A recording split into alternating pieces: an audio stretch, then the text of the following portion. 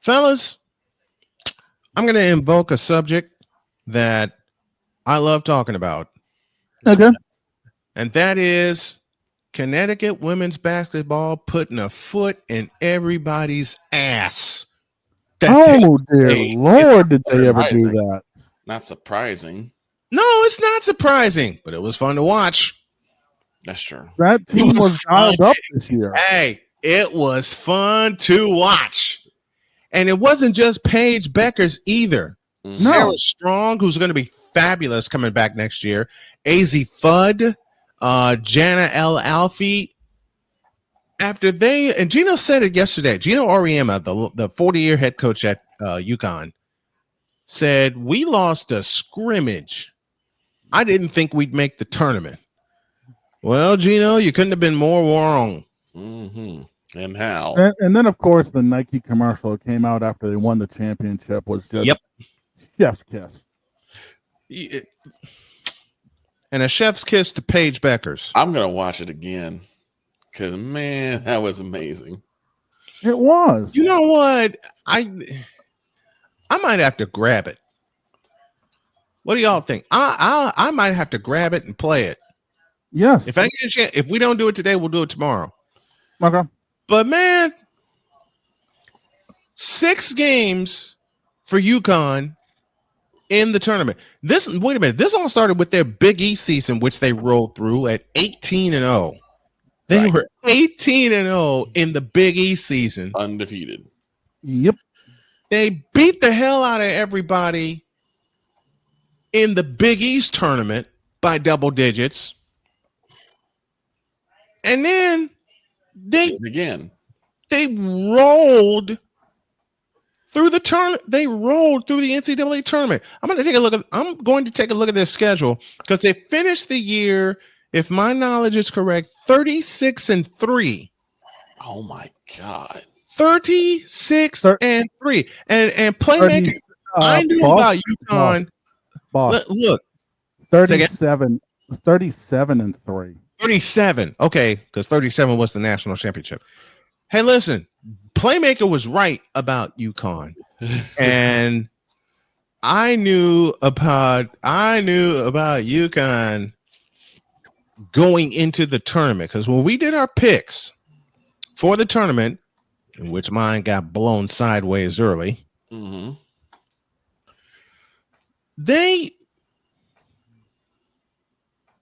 I mean this very metaphorically, they killed people.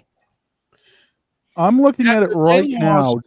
After they lost 72-70 in Hartford to, at the time, number 7 USC.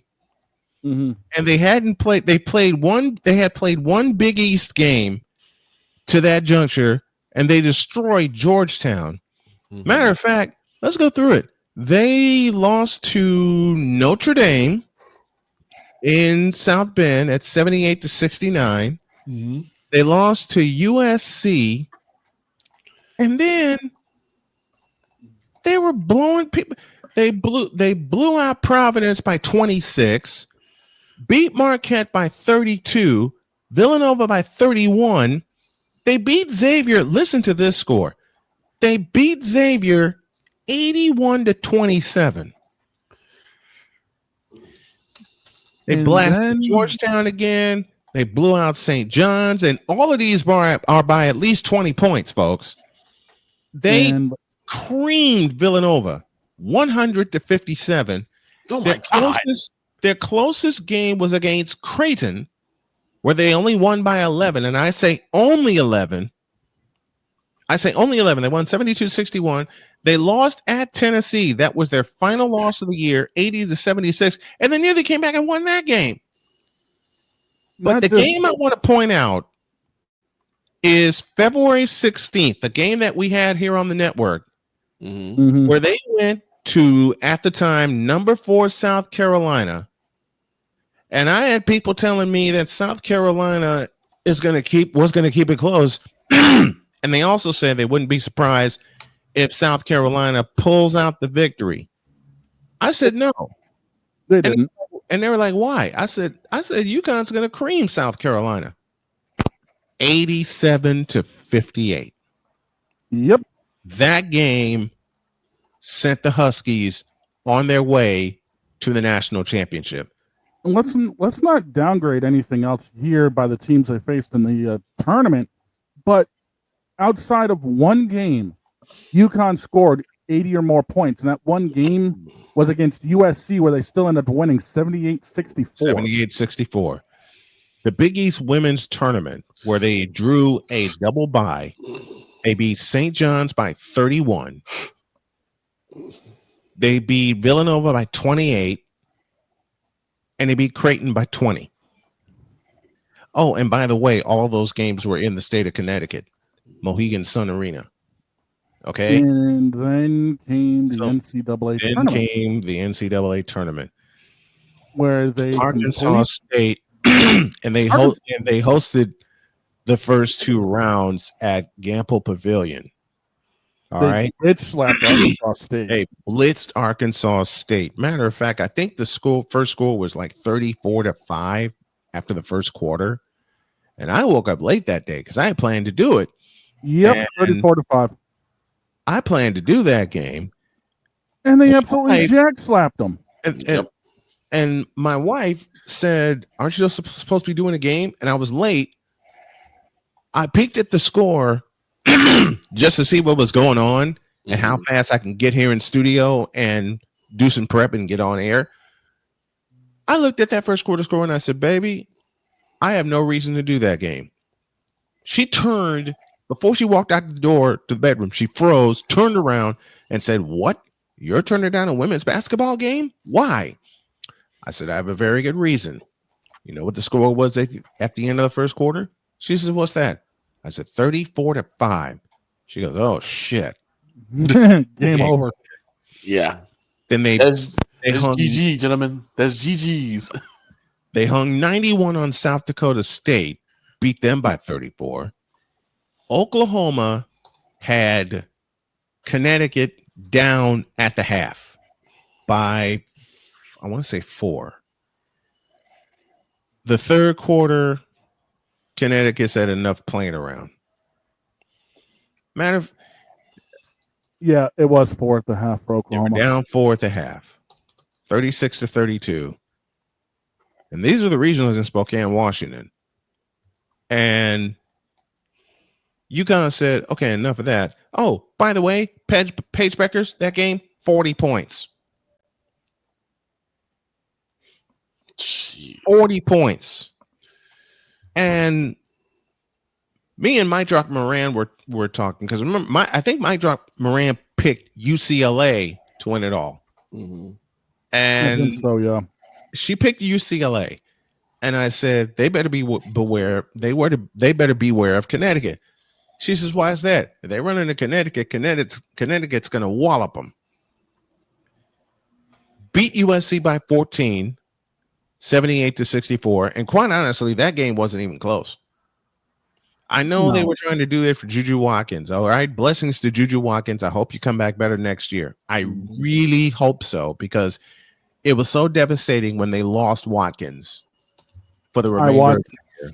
I watched the replay of that injury, and that looked really freaked, to be honest. Yeah, that freaked me out. Yeah. That really freaked me out. I started crying when they were carrying her off the floor. Because I hate look, me being in broadcasting for as long as I have, 30 years, I've seen gruesome injuries. That injury was more gruesome than any injury I ever watched. Yeah. That injury was gruesome. It wasn't even really that much of a play to begin with. She's just, going down floor, and the next thing you know, she tries to stop, and the knee just says no. Yeah. Her knee locked. All right. And when it locked, I said, "Oh my gosh." Playmaker brings up this point. UConn beat the top 2 programs by a combined 66 points. That says everything. 34. I think the total is 67. It may be 67. I don't know.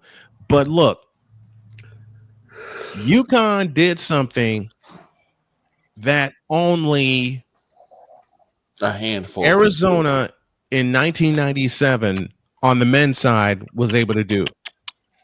They knocked down not one, not two, but three number one seeds. Yep. Knocked them all out.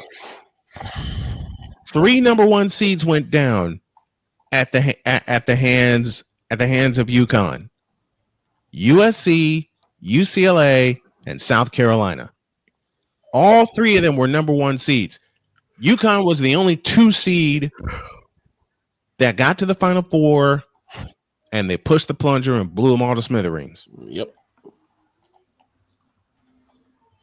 They pushed the plunger and blew them all to smithereens. RC in basketball joins us. Says Snow could a perfectly healthy Juju Watkins and USC taking down this year's dominant UConn team?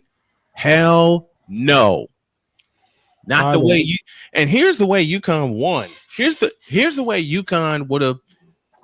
Here's the way UConn beat those 3 number one seeds as well as everybody in the tournament. It wasn't from the perimeter. They sliced into pieces on the inside. By the way, I did the math. The top 3 seeds, all number ones, fell by a combined 71. USC beat UConn in the regular season. Yep, beat him by a deuce, and you don't beat Gino twice. You don't give coaches like Gino Auriemma a second shot, because they will figure it out and they will pick you apart. And Gino picked these 3 number one seeds apart. Yep. I can't even calculate how many inside points that they had against SC, UCLA, and South Carolina. They beat a regular season conference champion in USC. They beat the tournament conference champion in UCLA, and we all know Don Sailor in South Carolina. Mm-hmm. You know, they beat Texas to get to the national championship by double digits, and then they got blown to smithereens by double digits by UConn. Now, listen, let me say this: South Carolina will be back. South Carolina, UCLA, and USC, they will all be back next year. All right, they will all be back. But to say they ran into a buzzsaw, big dog, would be an understatement. You're not wrong there, and I'm doing the math in my head because you wanted to figure out who did what in the paint.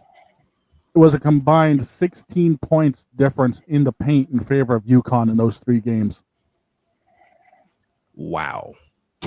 Combined 16. Just wow. Remember, this was the first time UConn didn't have to deal with significant injuries. AZ Fudd and Paige Beckers were healthy. Absolutely.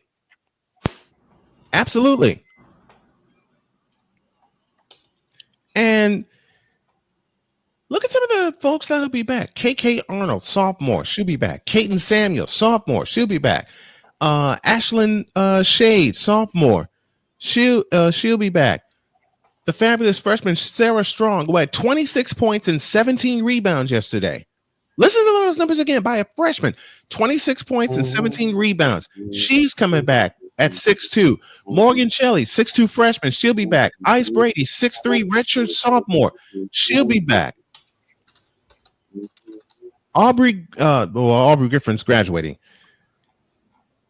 You think Ayanna Patterson, 6'2", redshirt sophomore. She'll be back. You don't think Gino can fill the holes that'll be left by AZ Fudd, Aubrey Griffin, and Paige Backers, who are all graduating this year, and especially 6'5" center Jenna L. Alfie? You don't think he'll fill those holes and try to make another run at another national championship? AZ Fudd is returning. Uh-oh. By the way, the biggest thing I was looking at. Thank you, Playmaker, for that. Fellas, I know I said this about the Golden State Warriors after 22, and I was wrong. I was dead wrong about that because the Denver Nuggets showed up a year later. Knowing the recruiting ability of Gino Auriemma. Oh, he's gonna have a class. Knowing the transfer portal is also active. Olivia Miles, hello.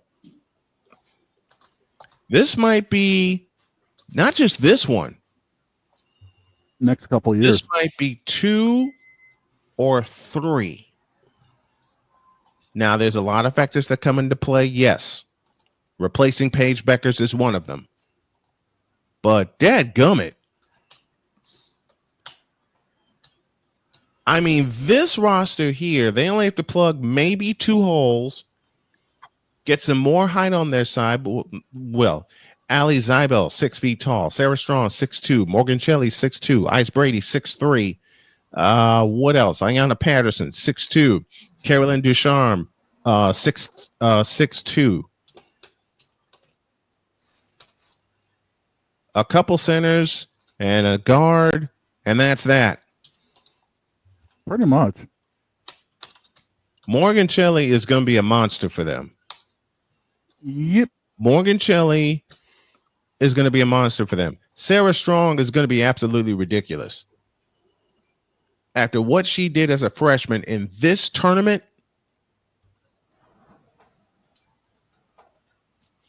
pay attention to Lotson from Florida State. If she transferred to South Carolina, then all bets are off. No, they're not.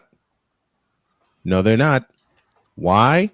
I've said this before, and I say it again. I used to live in Mississippi. I used to live in Missouri. You got to show me. And of course, you all know what I'm about to say next. When it comes to these Lady Huskies, to be the champs, you must unseat the champs. Woo! That's what UConn did to South Carolina. Mm-hmm. And I'll say it again. To be the champs, you must unseat the champs. Woo!